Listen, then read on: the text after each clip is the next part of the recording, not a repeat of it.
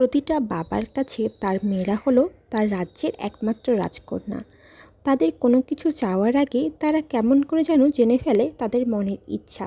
যেরকম আমার বাবার একমাত্র রাজকন্যা আমি। জানি না বাবা কিভাবে আমার মনের কথা জেনে ফেলে। আমি না চাইতেই আমার বাবা আমাকে সব কিছু দিয়ে দেন। এই তো অনেক দিন আগে এই রোজ ডায়মন্ড ল্যাম্পটা আমি দেখছিলাম, তখন ফেসবুকে এটা অনেক ভাইরাল চলতেছিল। আমারও অনেক দিন থেকে কেনার ইচ্ছা।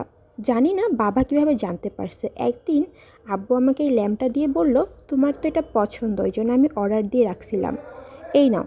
তখন আমি বাবাকে প্রশ্ন করলাম, তুমি কিভাবে জানলা, আমি তো তোমাকে বলিনি। তখন বাবা বলল যে প্রতিটা মেয়ের কথাই তার বাবা জানতে পারে, তার মুখ দিয়ে বলার কোনো প্রয়োজন নেই। আমি তো পুরোই অবাক। সত্যি আমার বাবা আমার সমস্ত মনের কথা কেমন করে যেন জেনে ফেলে। আমি চাওয়ার আগেই আমাকে সব কিছু দিয়ে দেন।